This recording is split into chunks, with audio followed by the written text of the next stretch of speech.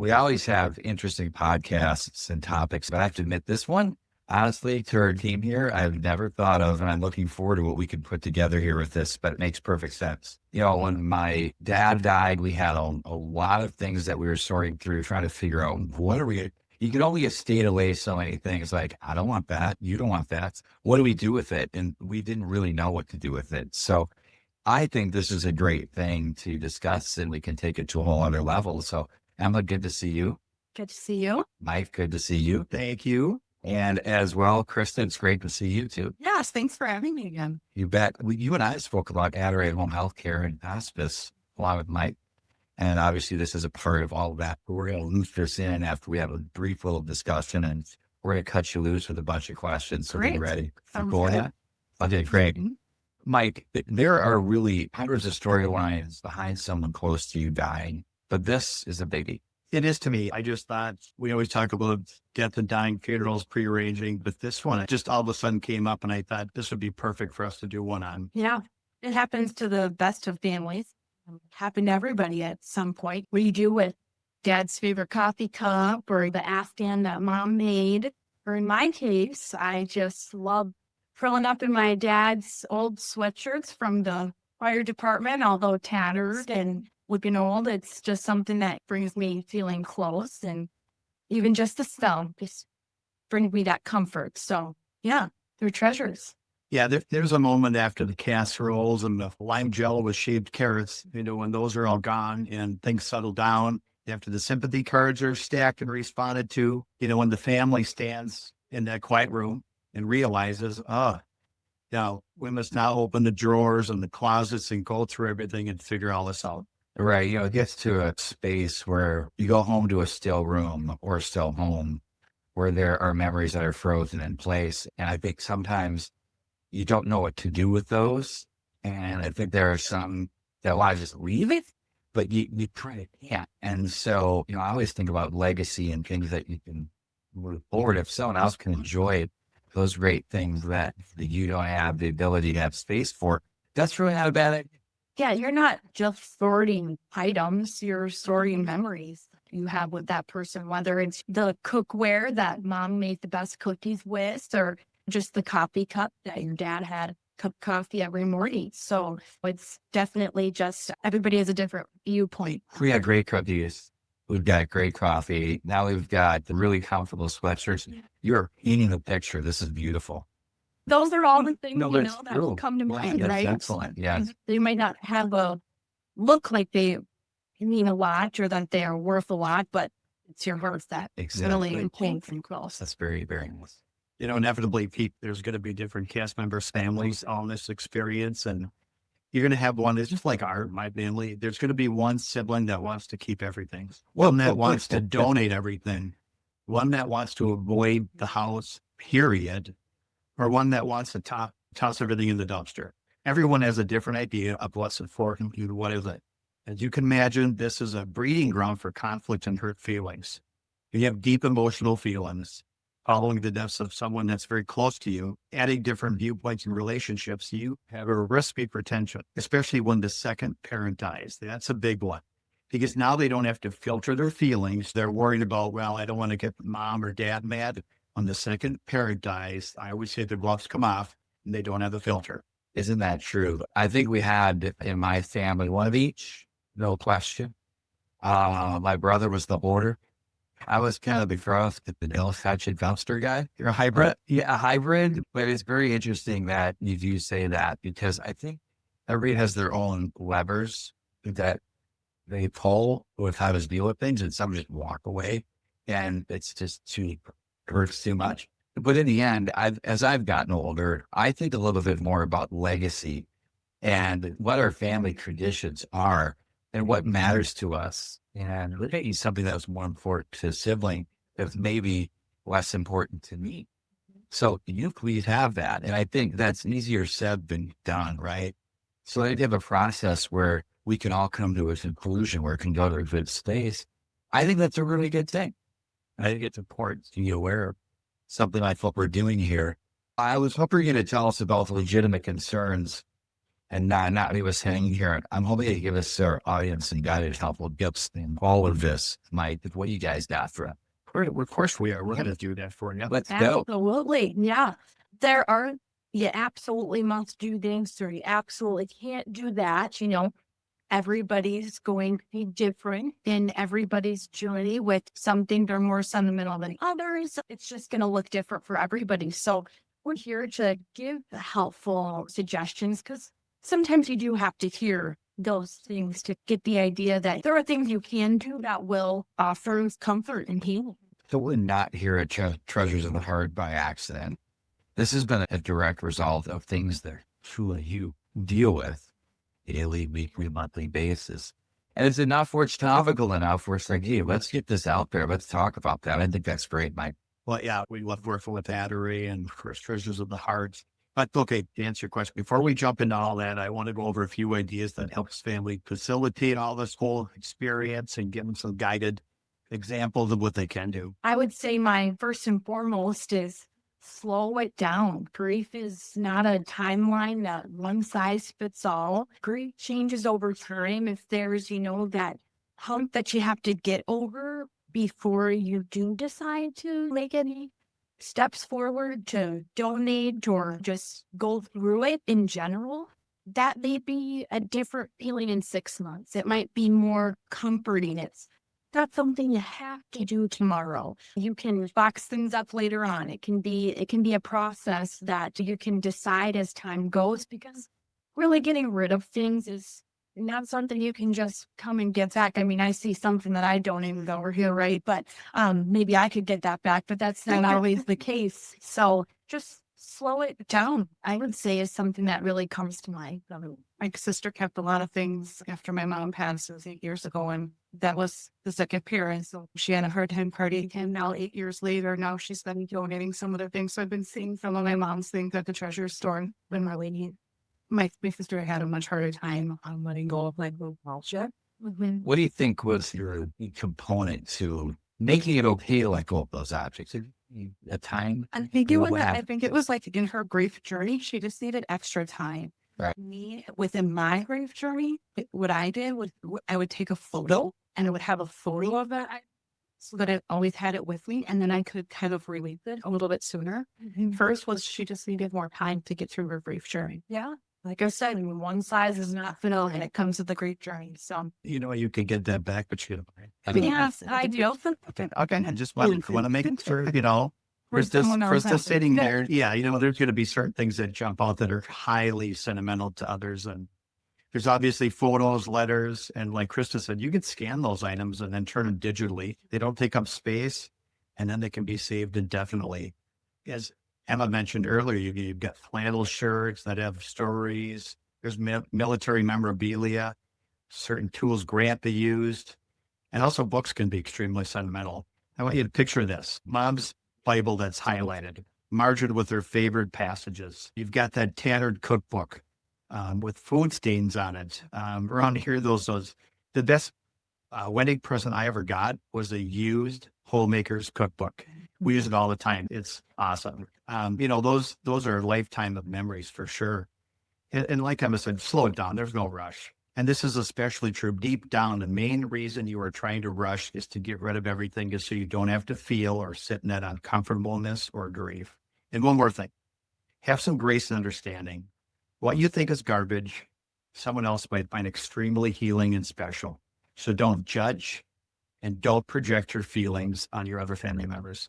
Yeah. And to go out that, it's one of those things where people say, well, we need to get rid of so much stuff. There's so much junk in here and blah, blah, blah. I just would like to kind of reframe that and kind of instead of thinking of, oh, we had to get rid of all this stuff, think of it as you're passing it on to a new story. Especially here with Adelaide and Treasures from the Heart, you're not just giving that to, a junkyard. You're giving that to a really beautiful place that could help it become a part of somebody else's story. And it's not getting rid of it. It's kind of like when you finish a book, you might pass on that book to another person. So it's just a way that they're passing on their legacy to another person. Yeah, that's just kind of cross me is that, Krista, your team sits with families when they have to say goodbye through some of the most adverse things in their lives. And then you get to help them say goodbye, but then you also help them carry on that next chapter in their lives, extending their story in life. So yeah, it just kind of dawned on me. That's pretty cool. Yeah. You know, their legacy carries on when you let it. And there's the old saying that one's a man trash is another man's treasure. That's how you probably got your name. So there's so much need in the communities. Clothing can be gifted to treasures of the heart. And I want to note that, you know, one of places like Treasure because it goes directly back to the community to help friends, your friends and your neighbors and your relatives. Goodwill's a large organization where the CEO, public, made $750,000. So every dollar Ad Array makes goes right back to the community. And I think that's huge. And so tools, you know, can be gifted to young craftsmen, and craft supplies can be donated to schools or nursing homes. Medical equipment can be used to help the less fortunate. So there's so many great ways of carrying on that legacy. Yeah, this is really cool stuff. Give me some ideas of what you accept. I mean, are there things you say now, we can't do this, but we can do that? What does that look Yeah. like? Yeah. So we do, we always say, if you have no ideas, you could check a note on our website, or you can stop into any store. We have handouts that we can give to kind of help people when they're going through making those decisions on what item could go different places. We like gently use clothing, homewares, artwork. We take a lot of different things. Some of the things we don't take, I would say, is probably easier because we take so many things. Is we don't take any beds, bedding, pillows, mattress toppers, mattresses. If we have large furniture that's coming in, we like to have someone call first to make sure we have room for it, or if something that would sell at our stores, all of our locations, they can call the different number for each location so that they can talk to that manager to determine whether or not we can accept it. One of the things too, Mike, when you're talking about, we have our nurses that sit with the families, and then to tie everything in is our Treasures employees being able to meet. A lot of times the families will come directly to Treasure with their loved ones' things, and they get to hear the story on the back end. So it really ties the company together really well. The Treasures volunteers and employees get to hear about how that nurse was, about how that social worker and chaplain were with the family as they're taking that next step in their grief journey of parting with their loved ones' treasures. I always like to say too is every item holds a story, but now it's getting a chance to go on and start another story with family too. That's passing it on, right? For So sure. true. Yeah, more than one location, right? We have 4 locations. Four. Yes. So we are in Baldwin right now, Yeah. which is our oldest location. It's over 25 years old. And we have River Falls was our second location that we opened. And they are around 24 years old, I believe. Osceola was our third location. They're 9 years old. And then we opened our newest 4th location in Menominee less than a year ago. So in June, we will turn 1. Also, This is an off the grid collection. How do you determine prey? we have very skilled employees that are very good at pricing. Really? Absolutely. So I would say there's 2. The skills are really the sorting and sorting. Sorting takes a lot of work as well of what things that we can keep to put on our floor, what things we pass along to a different company who will take some other things. We also will pass along the items to church strip sales, other nonprofits that also have smaller thrift stores and thrift sales. And then we also have a company who comes and takes some of the other things that we can't sell in the store. So there's a huge sorting process on. And then it's all based on the market, right? So you kind of have to look at what things are going for at other thrift stores is kind of how we try to price. And we try to price kind of below that. We want product to be moving constantly because we're constantly getting product. Refreshed. Yes, I think people will see that when they visit any of our stores, that the displays are always different. They're always fresh. So ladies do such an excellent job setting up the displays for all the different season, all the different holidays. So we're constantly getting that product in the back door. So we want it to constantly be moving out the front door. That's free. You know, speaking of merchandise going in and out of like a revolving door, so the people come in. We've had people just continually come in. I'm shocked at that. It's so awesome. And apparently today they've had 4 customers before we ever heard of us before. Whereas you were the first time. Imagine if you had 4 a day and like, I know. Which is and great. with this, we're at mid-rec setting.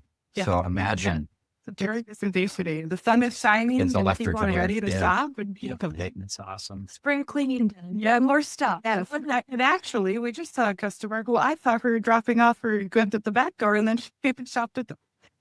Is there anything you don't take in? So we don't take small appliances, electronics, TVs, VCRs, microwaves, anything that would need like a safety code.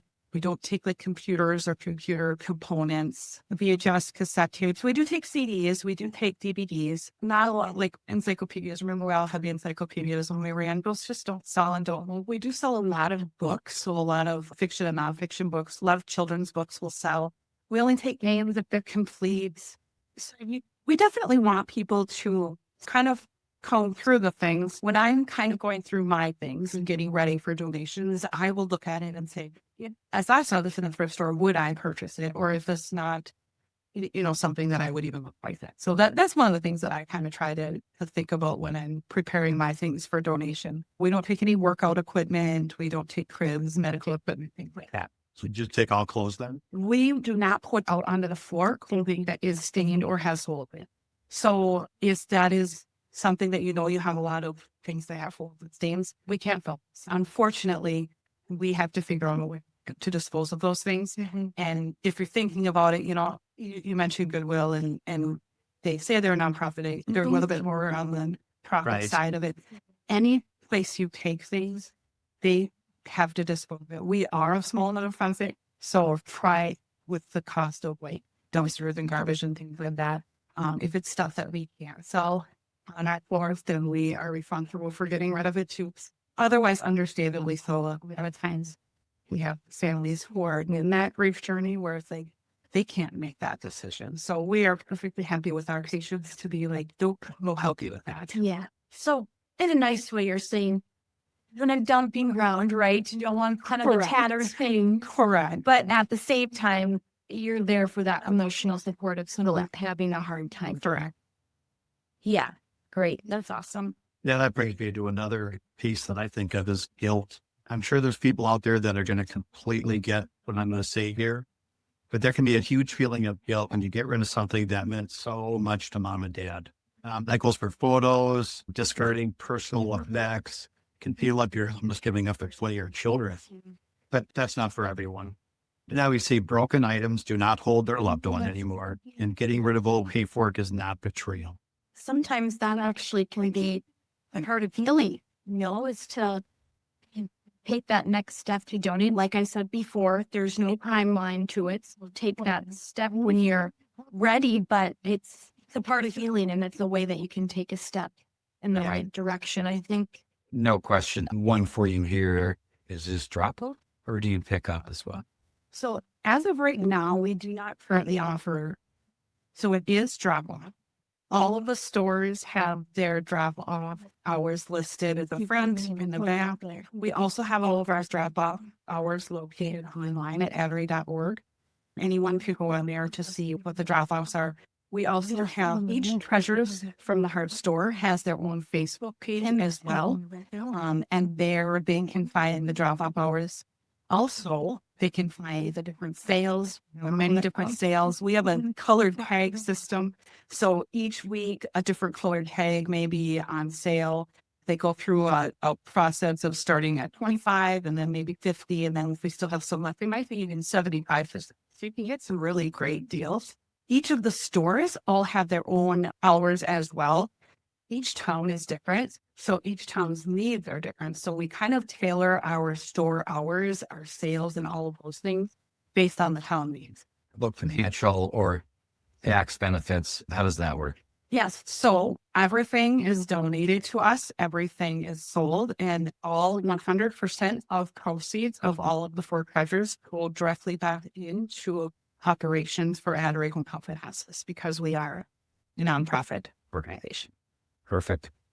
Mike, Emma, what advice would you have? If I had to give advice on kind of starting the process of, not to say getting rid, but, donating for I would say make 3 categories. So you're going to want to do your keep and your donate, and then there's going to be some unsures in there too. So I think that unsure box can really hold a lot of value and a lot of meaning because it lets us slow our grief journey down and lets us reflect before we're giving that to somebody else to start their story with those memories. At the same time, just sit with those emotions. It's okay to cry and feel those memories. I say eat, hydrate, and his grief's exhausting. And a spin off of that, it's kind of a hydration story, but not necessarily, I guess.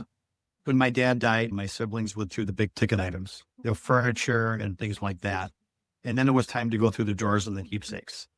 And so I got myself a 6-pack and I sat and went through everything. Some stuff I smiled at and other stuff I cried, but I found it extremely feeling for me. And it was just something I needed to do. Makes me think about kids then, obviously. And what do you do with kids in this process? You shield them, keep them away, get them involved. What do you do with them? I know personally, coming from a stance of having lost my grandparents and going through those memories with my dad and other members of the family, there are things that really stayed with me and that I really wanted someday if I could. And so I would say I found it very meaningful that I was allowed to keep some of those things. Maybe just something small. You'll probably be surprised at what some of your favorite things or your kids' favorite things are at Grandma and Grandpa's house. And just don't avoid making them give away something. If you thought it was a small something and maybe it was just a toy they played with that was at grandma's, or again, some of that cookware or something, they attach themselves, children do, to maybe surprising things to us, but means a lot to them. And so I think that allowing them to be a part of the process and having a keepsake to see their grandma and grandpa is very important. So I think let them be a part of the process. I think for the grandchildren from grandma, the carol. Yeah, that's what I was actually thinking of. But had carolers that you set up at Christmas time, and my grandma kept them out, or at least some of them out year round. Even now to this day, my sister and I, we have them at mom and dad's house, and every Christmas that they come out, well, I want that. Oh, well, I want that one. Okay, well, if you get that one, then I get that one. And so they still hold a lot of meaning to us. They are still something that we, I wouldn't say fight over, because we definitely have our favorites, and luckily they're different ones. But yeah, they definitely are something that still hold a lot of value to us, and they will mean a lot forever. Yeah, my mom had a pretty extensive Hummel collection. We sat down, it was my 2 sisters and I, my brother lived out of state at the time, so we saved some for him, but we did kind of the round robin picking. Everyone got a chance to pick their favorite, and then he went back the other way, kind of like a draft, and we divided on their Hummels to keep them. And those are something we looked at since we were babies, and someday they became ours. So the two of you had it easy. You could read, right? There was that. What? But Mike, what happens? people don't agree. Kristen just brought up something that it made me think. Talk about Hummels, but with society has changed so much. I'm sure you've heard it, but a lot of families have Chinaware that go way back to their great grandma. The younger kids don't have that formal dining room where they have the hutch and the glassware and the plates, and they have no desire for it. They don't. And we sell many China sets, treasure stores, full China sets that come in, beautiful China sets. And that is interesting. People do not, the younger generation does not want those China sets. I will say though, ours did not go up 100% smoothly. My sister and I got in a fight over a glass, Pyrex, 2 cups measuring. And after the fact, you sit and laugh about how does that even, how is it possible that one glass had my cup stuck? And, we can move on and laugh about it now, but in emotions and all those different things. And one of the other things we tried to do is my mom, if she had like a dish maybe that it was really memorable at Christmas, we split it into 4s so that each one of us had it in our cupboard. And every time you open your cupboard, remind you of mom. That was nice too. We put a lot of sense into pictures. Yeah, it's not just the whole glass cup. It's remember the feeling that it comes with. It's not the physical object. Correct. It's the emotion that's surrounded Correct. by that. Yeah. We'll have to circle back and see if your sister listens to this to see her story of that.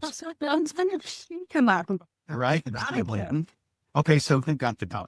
Oh, yeah. Okay. Why we're all, Yeah, that's that makes sense. Okay. Yeah. Now we get it. Now we're all smiles. If you have a pen, cut through them. Yeah. But did you ask, what if they don't get along? But whether it's financial or sentimental, you want to bring out the worst in close families, make them guess, make them pick amongst themselves. When I remember when my grandma died, my mom told each of her 3 sisters, if one of you, even the closest, complain or crab about something, you can count me out and I'm going to walk out of here. Because to her, it wasn't worth it.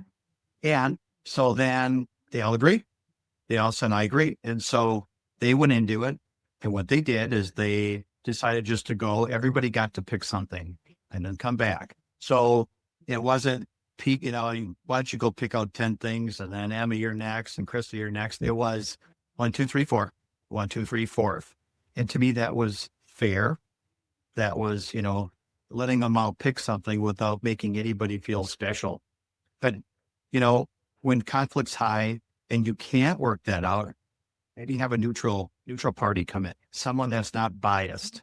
And that might be hard to find, but maybe it could be a pastor. Maybe it's you, Pete, but it's somebody that can come in that doesn't say, well, I'm fighting for you, Emma. Yeah, don't worry about it. We'll I'll make sure that you get that. And I'll end it with this comment that, there's usually a theme to our talks, right, Pete, that we always talk about, going back to pre-arranging. Yeah, but pre-arrange, put your ideas down so you don't make your kids or loved ones guess what you want. Don't pit them against child versus child. Be proactive, show them love, pre-arrange. It is the easiest decision you can make. And it's something you can control and make everybody's life so much easier. And it's not hard. That's my take. Krista, final thoughts from you in terms of when all this started and you've got not 1, but 4 stores now, and it's feeding Adderall home, healthcare and hospice. You can get to this level. No, I didn't think we'd ever have 4 stores. And I think I had told you in the previous podcast I've done with you, I've been with the company for almost 21 years and Adderall's 31 years this year. So I've been around since pretty much the beginning of the first 2 stores that we had. The need was there because of cuts in reimbursement from Medicare. Started the brainstorming session for the first tranche part. And at that time, when Medicare changed the payment model, many staffs and many home health agencies in Wisconsin had to close their doors. And this was a group of ladies who sat down and brainstormed to come up with the friend store. And that's literally been our saving grace to be able to provide home health and hospice to our 5 counties that we provide care in, to the rural communities where care is very much needed. That's fantastic. And I'm sure we'll have websites and locations in the description here on this podcast for everybody to check out. So we know you've got a lot going on in your day. Appreciate we're going to take the time to chat. Love doing these positive. You're a natural. You do a great job. You're right on point.